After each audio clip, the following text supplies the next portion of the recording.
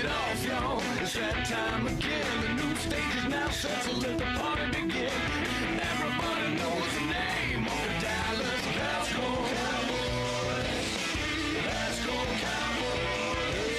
Hello, everybody, and welcome here to another edition of the Cowboys Fan Show.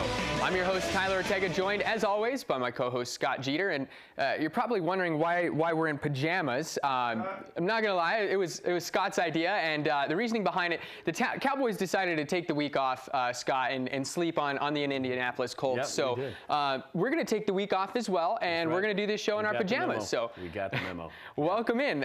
23 zip on Sunday. I don't know if you saw it. You probably didn't want to see it. It was a boring game. I was falling asleep about midway through the second quarter, which isn't really anything new. But let's have a look at some of these highlights in the film room, Scott, as it was all Indy on Sunday.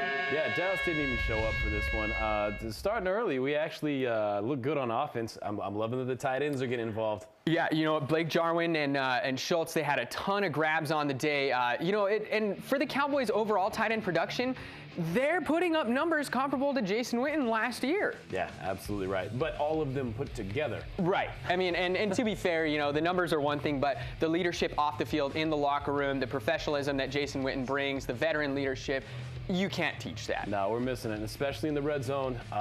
As we watch these highlights, you guys are going to completely understand. Yeah, and this one really set the tone for the game here, Scott. A little bit more than 5 minutes in, Indianapolis blocks the Cowboys' first field goal, and I mean, they let them return it, but they would later see that he was down, but still, just the worst possible way for Dallas to get started. Yeah, just killed any momentum that we had. Turn it over to the Colts, and let's see what they did on offense there. Andrew Luck. Yeah, Andrew Luck. I mean, he had himself quite the day. So did Marlon Mack, to be honest. I was rather disrespectful to the Colts last week, I believe. And when I said I don't even know who their running back is, well, now I know it's Marlon Mack, and he absolutely gashed the Cowboys, Scott. Missed tackles all day. That's what's going on here. I mean, look at this. Boom, arm tackles, running right through it. That was Cheeto again. In case you guys didn't notice, it was also Cheeto number 24 on the last highlight of Mack right there, missing a tackle. They didn't come to play. They took the week off. They assumed that they were just a shoo-in for the playoffs. I mean, there was no way that Philly was going to beat the Rams, right? Right, and I think we all know how that turned out. Los Angeles Rams suddenly, they forgot how to play football. But here, back to the Cowboys. Amari Cooper, he had a very, very pedestrian day, Scott. And to be fair, he had been so hot, you kind of expected an average game.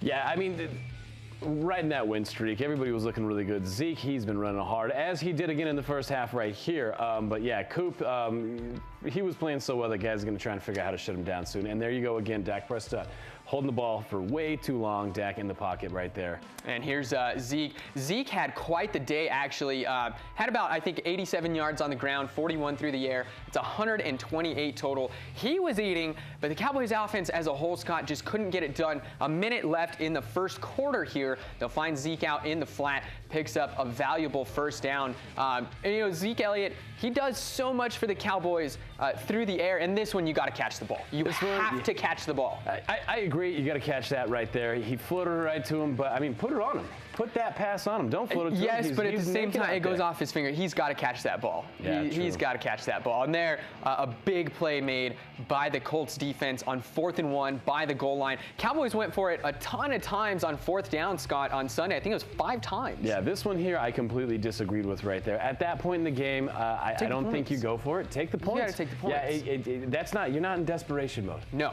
it's the first quarter. Put 3 on the board. You're only down 4.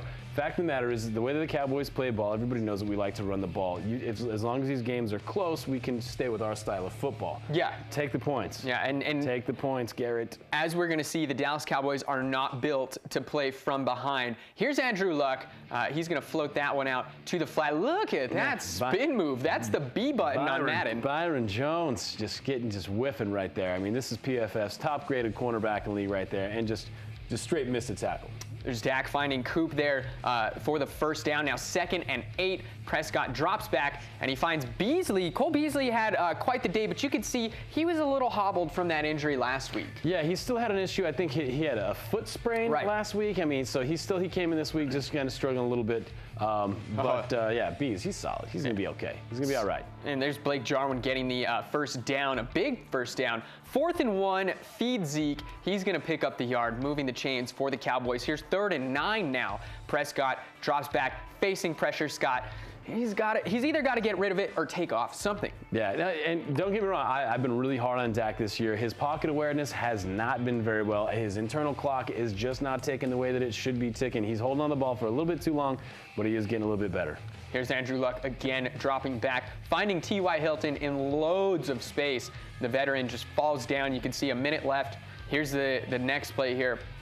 3rd and 10, 2 plays later. That one tipped, and it was super close for the Cowboys on that one. Jalen up the middle. Jalen actually did look good. Oh man, holding on the defense though, right there. So I mean, that's any time that we pulled off a solid play, we were almost able to get these guys off the field on 3rd down. It felt like we shot ourselves in the foot with penalties, and we really kept them alive. There's another Anthony Brown right there. He's been playing so well over this last 5-6 game stretch right there, and just completely whiffed on that one as well. And now going into the halftime break, the Colts tack on 3. That's a big momentum boost going into the second half. They're up 10-0, and here the handoff, Marlon Mack, he's just gashing the Cowboys going for 12 time on and this time one. again. Yeah, right? I just don't get what was going on here. Hadn't allowed a 100-yard rusher all season long, and Marlon Mack pulls it off. Yeah, I actually saw a stat that they showed during the broadcast. Hadn't allowed a 100-yard rusher and 2 touchdowns to one player since 2015, the Cowboys defense. Ouch. I don't know. Wake-up call right here.